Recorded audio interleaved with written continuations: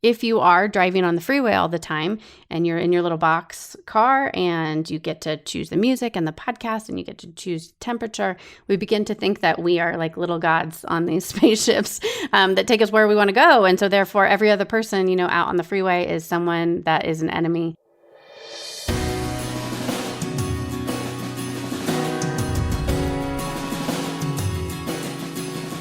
You are listening to Mere Fidelity. My name is Matthew Lee Anderson. I'm your host for the show. Our thanks to Lexham Press for sponsoring another episode of this podcast. You can find all of the Lexham Press Mere Fidelity books of the month at lexhampress.com/merefidelity. This month's book of the month is still wonderfully made. You can listen to our conversation with John Kleinig from a couple weeks ago. A Protestant, not so Protestant theology of the body. Wonderful book. I endorsed it, still endorse it. Get it, read it. Have all your friends read it. We're going to dive in. I'm very excited about our guest. Dr. Ashley Hales has been on the show before. We're delighted to have her back. She's got a new book out that we're going to talk about on a theme that I'm very interested in and may induce a personal crisis for me on the show. It's possible. This may be an intervention for me. We'll see how this goes. We hope not. Her first book was Finding Holy in the Suburbs. We had her on the show a while ago to talk about that. You can listen to that episode in the archives, which are available at merefidelity.com. She's got a PhD in English from the University of Edinburgh, and she also has her own podcast, Finding Holy. Is it just Finding Holy, or is it Finding Holy? It is. I thought so, yeah. Just Finding Holy. Not only in the suburbs, but other places as well. Places as well. So Finding Holy podcast, you can check that out wherever good podcasts are available. Thanks for coming on the show, Ashley. We're delighted to have you back. You're so welcome. It's a pleasure. So I should say your new book, A Spacious Life, Trading Hustle and Hurry for the Goodness of Limits.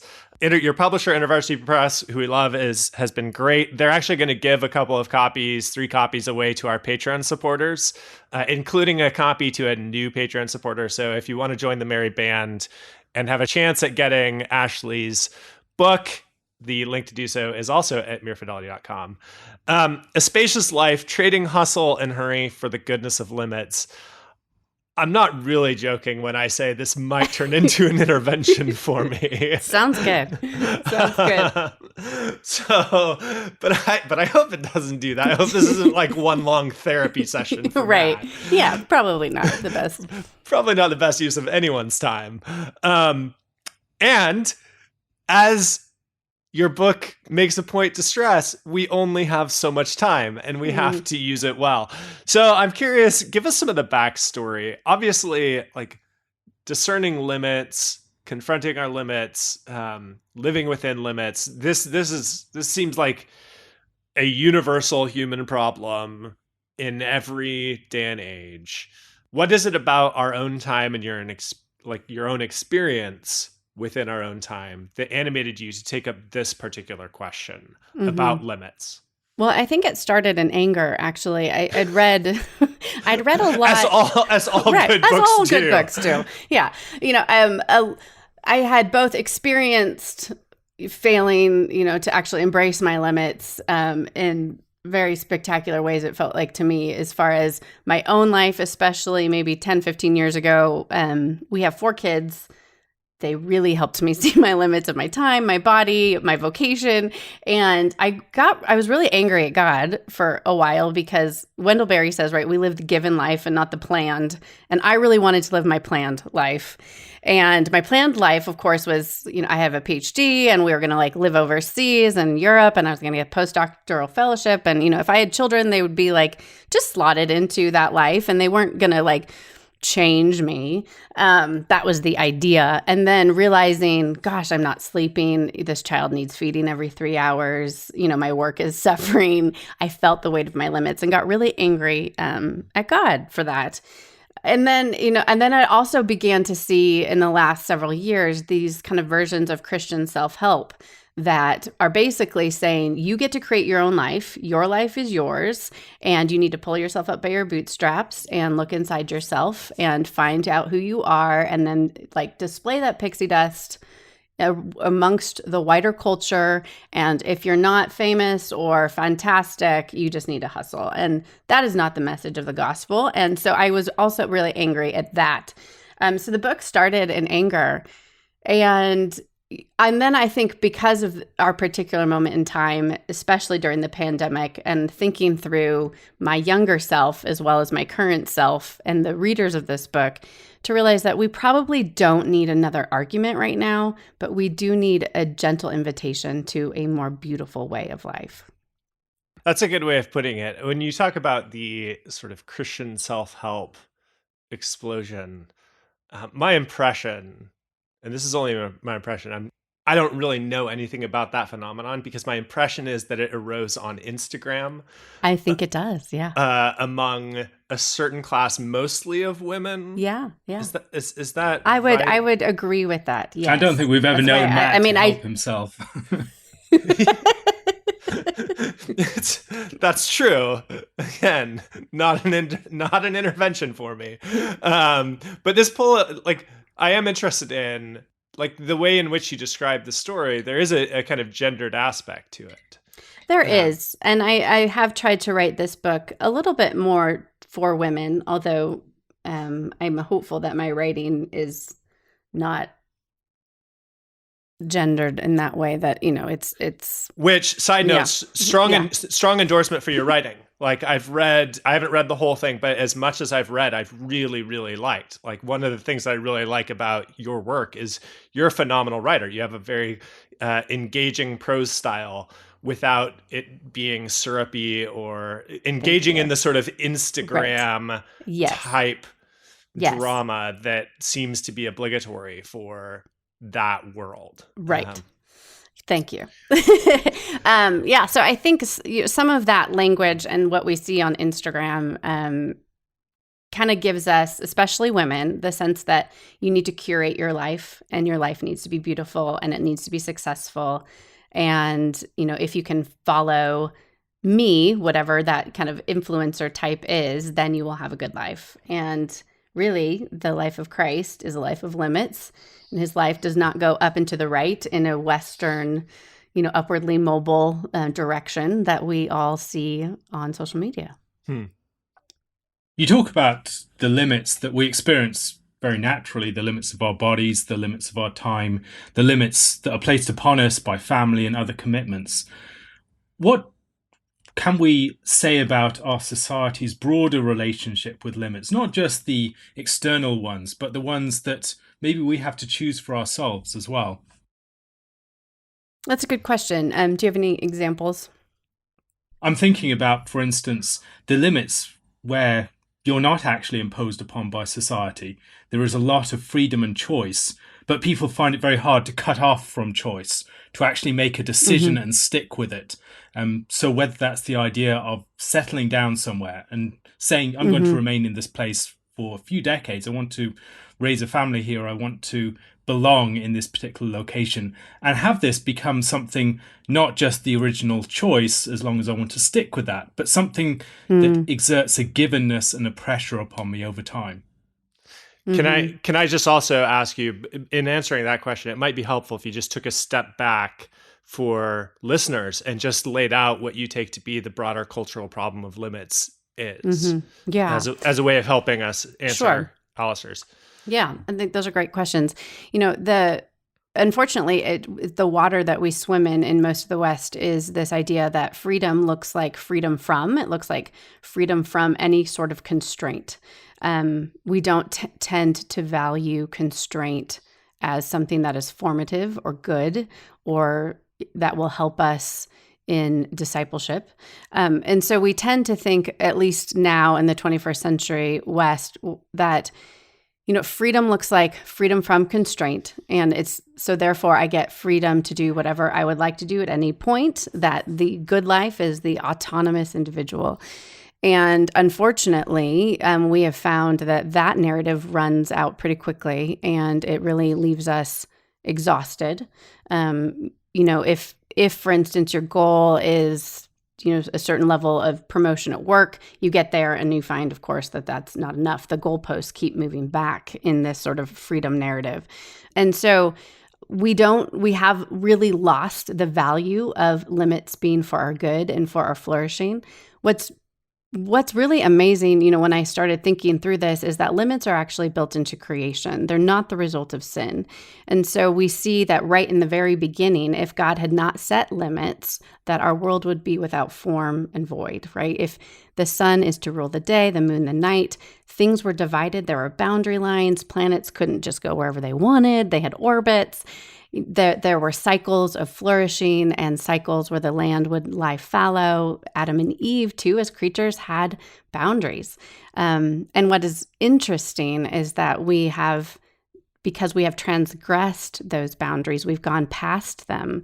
We've gone past those limits. That is when we see sin entering the world.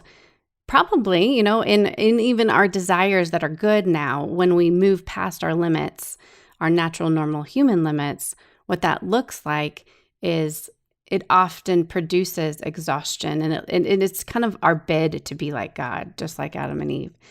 And so, when we do something as countercultural as Alistair is saying about like choosing to stay in a place, like choosing limits, it isn't popular and it isn't something that a lot of people are doing or even thinking about. This is actually formational to who I am as a person and to my family and to my communities to stay put, for instance, in a place. And so I think the challenge for us, in our own recent move, I've had to reckon with that because we had intended to stay where we were in Southern California.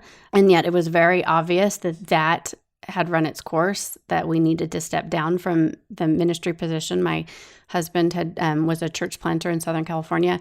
And at the same time, I think, we also see a lot of stories in scripture, like Abraham, who's told to go.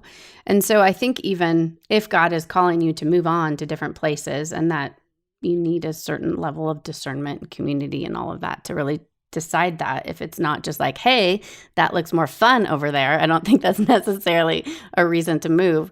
But is to realize that wherever we are, that we need to still acquiesce to the limits of our place and to also be for our places for whatever time that God has for us there.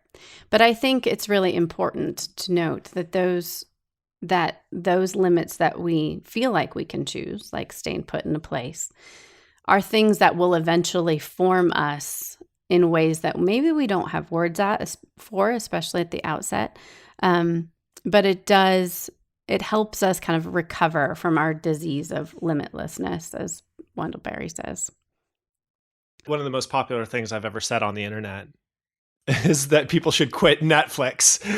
Yeah. I noticed you've got a chapter in the book about social media and the way in which, but you don't necessarily, that I saw, have a chapter on sort of media consumption more broadly. Mm-hmm. And when you talk about like the value of self-imposed limits as a antidote, if you will, to this limitless just sort of being out there, how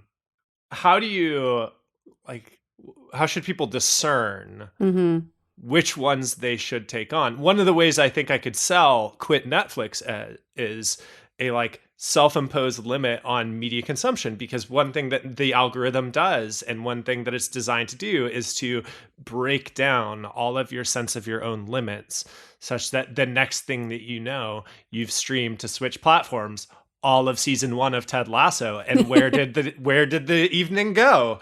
And so like from my standpoint, there is actually a kind of monastic type of like attitude that you have to have just to, in certain areas of your life, like really have a sort of strong sense of control and a sense of limits. But how should people discern which areas they need to self-impose some limits and which areas they can be a little bit more relaxed, if you will? I think, well, obviously with the Spirit of God, I think a lot of it too is about priorities. Where do we go first in the morning is a really good diagnostic question. Are you checking your email or Instagram or Twitter to see how many likes and follows you have? Or are you like choosing to maybe not open your phone until like noon, right after you've spent time in the Word and in good thought and work and with the people who live in your house might be a good question. It's because all of these things, like you're saying, form us. And I think the allure of social media, the allure of media more generally, is it makes us a consumer. It pandies to the self. And it also gives us this kind of allure of omniscience, that we can kind of be anywhere and everywhere, that we're not really defined by the limits of our time and space and bodies and neighborhoods. And so I think there's a really big danger of choosing to look for community in social media platforms. It's not saying that that's not there, but if it really lessens, I think, the impact of our local churches the more we spend time consuming media and being a part of kind of a social media community. Yeah. Podcasts are okay, but Of course. but once the podcast turns their listening audience into its own siloed community of conversation, then that's the problem. Yep. So if you're a member of the Mere Fidelity Merry Band, you're never going to talk to other members of the Merry Band. That's our rule. And I mean, I think like community online is important, but it can easily, like you say, be, a circling the wagons and the siloing, so that we're not actually challenged to move beyond, anyone that's different from us in a particular community. Yeah, that's good. One of the things I'd be interested to hear your thoughts on are spoken a bit about the way that we relate to choices and limits within the contemporary context. And it seems to me that there are a number of ways in which our relationship to choices and limits is very different from that of a few generations ago. So, for instance, the fact that we have an economic system that's optimized to placing us in situations with ever increasing choices. We have this constant bombardment with these things that give us this fear of missing out, all these different possibilities, the opportunity cost that we're paying by doing certain things rather than others. And it makes it very hard to actually make choices.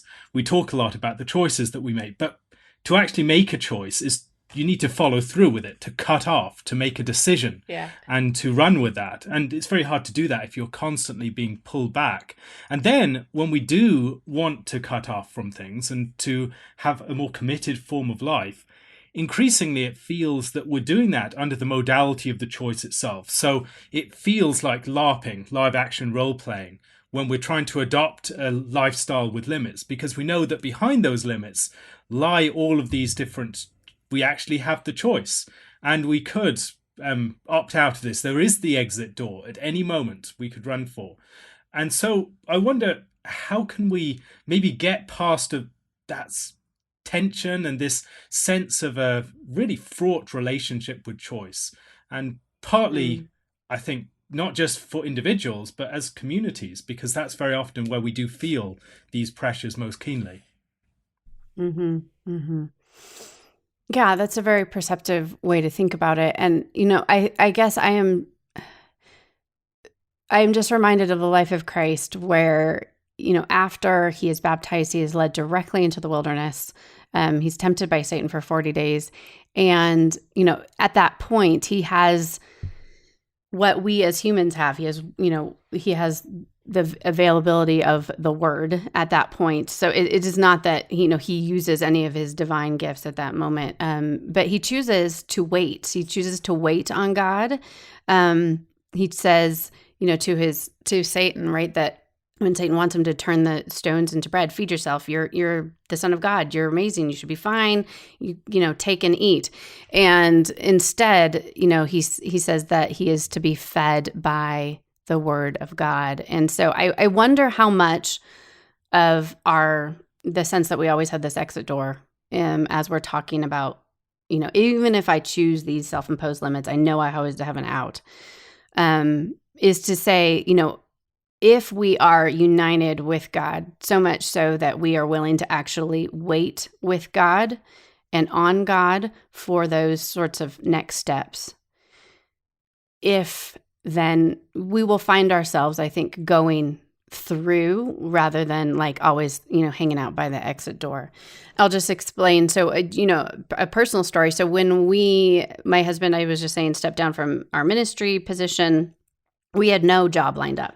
And, and he had been kind of very anxious about, the financial state of the church and growth and all of this, because it felt like if these things don't happen, then therefore, we're out in the streets. and so when he stepped down, it was actually a really beautiful thing to see. We had some friends, they had a secondary home. They let us stay there. Like, it felt like we actually had more financial freedom, and we had like no plan. And there was no exit door at that point. Like, all we could do in those 7 months was wait to see what God had for us. And it was really besides the fact that we were homeschooling our 4 children, it was a beautiful time to be able to simply experience the faithfulness and the presence of God in that moment, knowing like we'd had no exit door. And I think that the illusion of that exit door in some ways is because we are given kind of this grocery store model of choice, right? That we have limitless options. If you go into an American grocery store, there's like 800 varieties of Cheerios, right? And to realize that those are not necessarily for our good. And the call for the Christian then is to stay put, and it's to stay connected to God in word and sacrament. It's to stay connected to the local church. And I think we will find then that our paths, even if they look very dark, that we have Jesus, the man of sorrows, alongside us. So I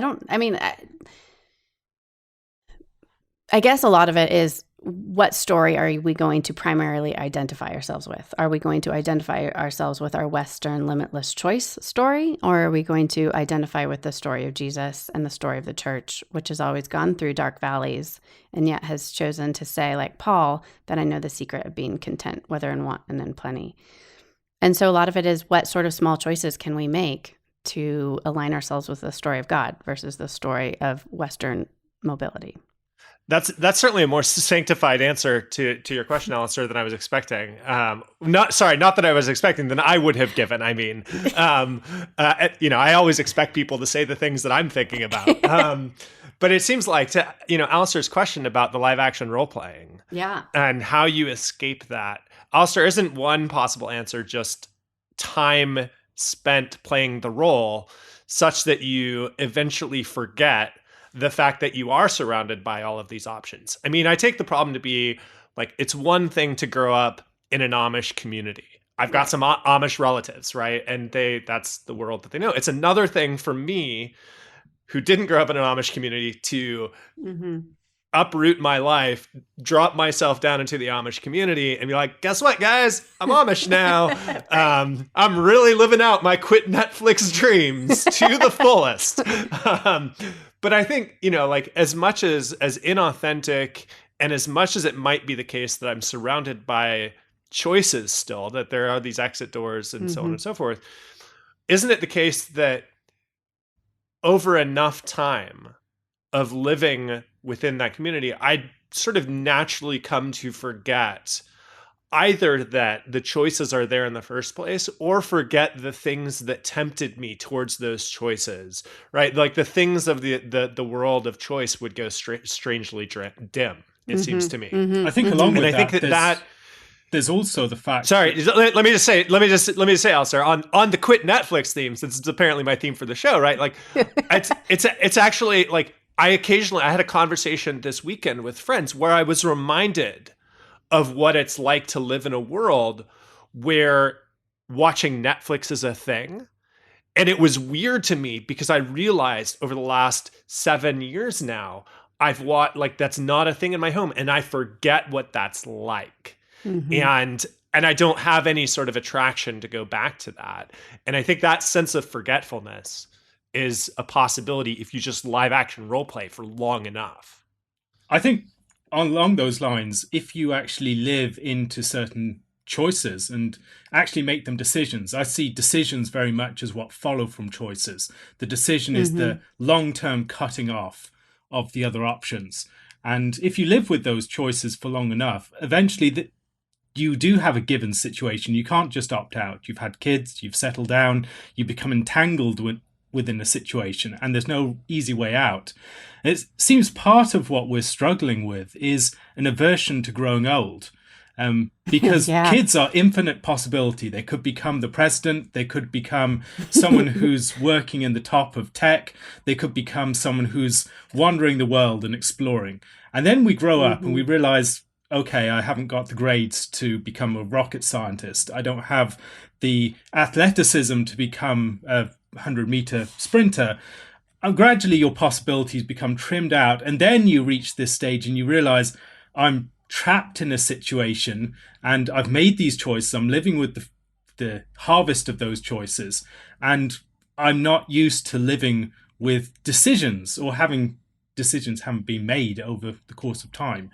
And there's something about our inability to recognize the goodness of that and our constant yearning to return to that state of possibility in childhood that I think is a deeper social malaise that we're struggling with, that makes it very hard for us to move beyond that stage of just dabbling in things. Oh, I think you're exactly right. I hope that the book is helpful for those of us kind of in middle age as well, because it, like you're saying, it feels like you're trapped. It feels like you've been given a life and you wonder where the possibilities are. And I think that there is something really beautiful if we move through those limits rather than simply try to ignore them or control them or stuff them down or hurdle over them, which is probably more of our youthful ways of dealing with our limits. But, you see even older folks who, are moving places or changing jobs or changing spouses, and all of these things become kind of ways to try to get back to this sense of idealism or youth or limitless choice. But I think really beautiful lives grow from really reckoning with our limits. So, okay, now I want to push back a little. Yeah. Or at least raise questions that I think are pertinent at this point, because somewhere in one of these lines that just sort of stays with you, George MacDonald says something like, there's a childhood which we leave behind, but there's also a childhood into which we must grow. Yes. And while you talk about like living through your limits, I want to ask about like hope. Mm-hmm. And even as you age, like the obligation to resist certain limits that may have been placed by, I don't know, past sins that you have made, that you have done, or even that are potentially artificially imposed on you. Like, I guess there is this question about, when you talk about living through your limits, how we discern which are the limits that are there by virtue of God being God's good creatures, and what are the limits that are there by virtue of living in sort of a fallen, sinful world where a society has been set up in a particular way to order lives, and that means limiting certain people and allowing opportunities and permission to other people that may not be, in fact, in conformity with God's good creation. Mm-hmm. And the reality is, like, ambition as an attempt to overcome limits seems like the sort of thing which is possible for the middle-aged Christian, even the elderly Christian, because the one thing that the Christian has is time. That, like we look beyond the end of our lives in one way, right? In terms of our action, we are interested in acting for future generations and so on.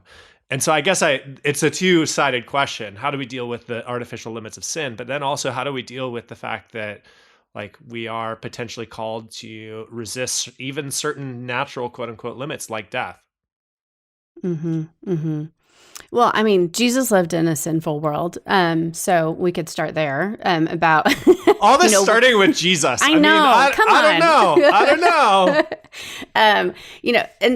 But so the pattern, right, of Christ's life we see him embracing his human limits, things like sleep and prayer and community. He heals not everybody, right? He heals certain people. Like that there are limits even to how God's power is displayed in the world through healing, for instance. But right, his limit led to death. It looked like choosing to subsume his own will to the will of the Father. But then it also ended in resurrection. And so I think a lot of when we're talking about, this childlike return to faith that often happens as we age, is to remember that the pattern of the Christian's life then is always through death and resurrection, just like Jesus is, as we are conformed into the likeness of Christ, that will also be our pattern. And so I think we can be hopeful and not just be, I think sometimes we can take the idea of limits and on the one hand, think about it selfishly, like, great, I get to say no to whatever I want to say no to. Awesome. But that often we are saying yes to the wrong things and no to the right things. And so sometimes we are not acquiescing to the appropriate limits of God, right? It's easy to opt out of church communities if we're offended or we don't like something. But maybe some of the limits that God is inviting us into are like, I'm going to, stay put in this community. I'm going to stay put in this body of believers because we are being built into a house. And so that is going to look, we're going to have our hard edges shorn off. But, how do we deal with the limits that are the result of sin? Broken structures, broken systems, broken institutions. I think a lot of it looks like, I can't say like probably what's a blanket statement that's going to apply to all people in all times. But, a lot of that looks like bearing with and being messengers of hope in those places that God has called us to be. So sometimes that looks like speaking out. Sometimes that looks like calling your representative. Sometimes that looks like choosing to work for hope and healing in that particular place in whatever small way that you can. And that's a little bit of resurrection. We've talked a bit about the limits that can be a result of sin in our world. There are other limits that are introduced as a divine response to sin. And I think one of the issues that many of us have been talking about a lot within the last few years, has been the issue of abuse within churches and other contexts, and the failure to have limits that recognize human sinfulness, the dangers of hubris, having ideas that lead to us playing God in some way. And I wonder, in what ways can we recognize limits upon ourselves that are good because we are sinful human beings, not just limited, mortal, frail, and human beings, but people who are prone to sin? Well, I had a question the other day from another podcaster who was asking, like, so do you think some of like these huge falls from grace could have been prevented if people would have recognized their limits? And I was like, I think so. Because some of it is, realizing that the way after the fall that we are oriented is to try to get power and is to try to play God and to choose particular limits on our power or on our charisma, or, how we're dealing with people out in the community that will actually be stronger guardrails against, hopefully, significant falls. And yet, we see the life of David, for instance, as, he killed someone, he slept with another man's wife. He had a terrific fall. And yet the only answer to that fall was to repent in dust and ashes, to see himself as he was. And so I think our limits invite us to see ourselves both as beautiful and good creatures of God on the one hand, and also they invite us to see ourselves as not God. And then there is then the invitation then to find ourselves upheld by a good God who will enact vengeance perfectly and justice perfectly at the end of time, and to fall on his mercy. And so a lot of the limits I think that we experience because of sin, whether imposed on us or because we have transgressed those limits. Really, the only answer is God's mercy, and remembering that we are but dust. I love the fact that your book is called A Spacious Life. And it's really an inversion of the whole notion of limits, right? Because we tend to think of limits as constraining, but what they're doing is they're defining the space within which we live. Chesterton's famous line about art and the frame, and how, it's the frame that allows the painter to sort of do what they do. And if they weren't a frame, they wouldn't actually be able to create artistically. And I mean, so much of modern art is extending outside of the frame and breaking that. And in theater, breaking the fourth wall, and all these sorts of ways in which the limits of art get and the spaces of things get changed. One of the curious things that I've encountered, just in terms of how certain communities talk about the world, is the use of space in this sort of polymorphous way. We're talking about, this was a great space for that. This was a great space for this, and it shows up all the time in certain communities in a way that's really foreign to me. As someone who doesn't think about explore the space. Yeah, we're going to explore the space. Like, what's it? Marie Kondo? Was it? I don't know what she says about space, but yes. I don't know. It just seems like every time I hear it, that's what I think of, right? Yeah. Like, oh, this is going to be a beautiful space for this. I guess I just kind of want to hear you reflect on the imagery and the metaphor of space. And you used the language early on in really your introduction of the good life, which is a term that I feel like is actually somewhat archaic. Like, when I saw you use it, I thought, I don't think I've heard anyone talk about the good life in a while. What's the role of some of these different images and these terms in your own thinking about this and in your writing about it? Like what's the value of these different images as people are reflecting on their lives and are acting through them? Because it's very artistic in many ways. Thank you. I love in the Psalms, I think it's Psalm 18. I wrote it in the epigraph. And, he brought me out into a spacious place. He rescued me because he delighted in me. And I think one way to think about a life of contentment and a life of meaning and purpose and joy, a life that feels stable amidst a frenzied turning world, is to think about this idea of spaciousness. And really that, in the Christian story, it is a place in which God has rescued us and brought us to. But we can often think of the spaciousness like when you're on holiday, or, I will get to that spacious life, once I get the promotion, or my kids are out of the house, or I get a 3-week trip to Hawaii. And we tend to think of the sense of spaciousness dependent on our circumstances. And there's something beautiful in some of the hymns of Anne Steele where she kind of talks about, the way that sorrow has kind of carved out parts of ourselves so that we can be filled with God. And I love that image because it's a helpful image to think about an internal spaciousness. Really, a spacious life is it's a journey of internal landscapes, but I wanted to use a lot of the external landscape language to help us begin to understand what that looks like and feels like.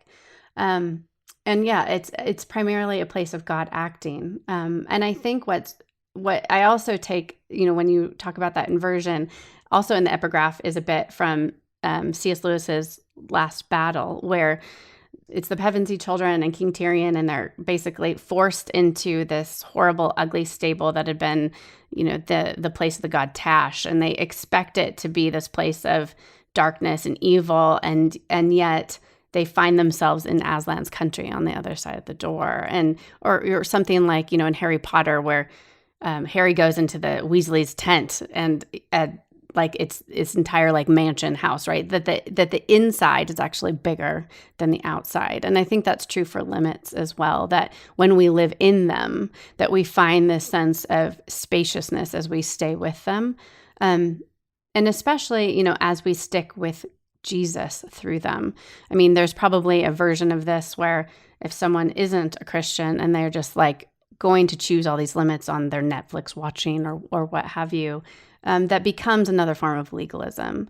But if Jesus has brought us out into that spacious place, and because he has delighted in us and rescued in us, we will find that sense of spaciousness growing inside of us as we actually submit ourselves to his good limits.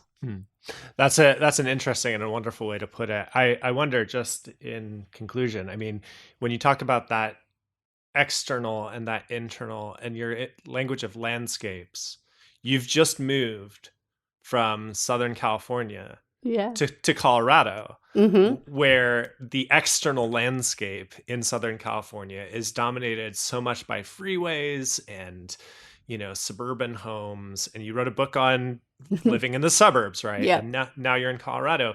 And I think when we think about spaciousness in a life, and like, it's not an accident to me that so many people are concerned about interior design as a way of reclaiming sort of a sense of space in the midst of a frenetic world. It's so much easier to feel a kind of interior spaciousness when you have access to the wide open skies of Colorado, right? There's something about the landscape that becomes internal to you, and you recognize your own limits and your own smallness in a way in which, as you're barreling down the freeways, in Southern California, it's harder to recognize that. So I guess I'd love to hear you reflect on just landscapes and geography and how those who are Christians in suburban contexts can hopefully like orient their external, like their visible material circumstances, so that they can be conducive to having the kind of interior spaciousness that you're talking about, and that seems easier to get in a place like Colorado. I think we would all do well to begin to pay attention to both our natural and built environments and ask good questions about how this is shaping and forming me. Some of us like those questions better than others. But I think we always think that we have to escape whatever kind of built environment we live to have this sense of freedom or spaciousness. And, we see that all the way back in the early, literature of the American Republic, right? Where you just keep moving west, right? If things don't work out, you just keep moving west. And, the very image kind of the American is this kind of intrepid wilderness explorer that we get even back a few hundred years. And so we still have bits of that. We see it in our Hollywood movies, and the pull then is to resist that to some extent, and to begin to actually pay attention to where we are rather than where we could be. And it's not to say that we shouldn't move or ambition is bad or any of that, but to actually pay attention to where we are and to pay attention to what are the landscapes that are forming me. What is the built environment forming me towards? If you are driving on the freeway all the time and you're in your little box car and you get to choose the music and the podcast and you get to choose temperature, we begin to think that we are like little gods on these spaceships that take us where we want to go. And so therefore every other person, out on the freeway is someone that is an enemy who is slowing me down from getting to work on time. And so I think wherever we are, we have the opportunity to begin to recover a human pace. Going on walks might be one way to do that in your actual neighborhood, whether you're a city or suburb or country, to begin to slow our bodies down enough to work at a human pace instead of a mechanized pace. Might be just a very small step to begin to pay attention to, there's flowers growing in the sidewalks, and look at that neighbor. I haven't seen that neighbor come out in a long time. Or you start to really see the needs of your place as well, and you become more implicated in your place when you move at a human pace. So that's part of it. That is a great word. Ashley, this has been a really rewarding conversation, which we avoided it being an intervention for me, but I have well done. I have much to reflect on and perhaps some repenting to do all the same. Yeah. Thanks for coming on the show and talking with us about this. It's been really helpful. For those who've been listening, the book is A Spacious Life, Trading Hustle and Hurry for the Goodness of Limits, available everywhere. You can get a copy if you are a Patreon supporter. We're going to give a couple away. If you want a chance at one, you can join the Merry Band at merefidelity.com. We're going to do a +1 with Ashley. So for those in the Merry Band who I'm sure have enjoyed this conversation as much as I have, look for that. We are so grateful for all of your time and attention. We love hearing from listeners. If you've got ideas for topics to take up or guests we should have on, send us a note at merefidelity.com. We'll be back in the weeks to come with other conversations about faith and how to navigate the challenges of our late modern world. Until then, though, this has been Mere Fidelity.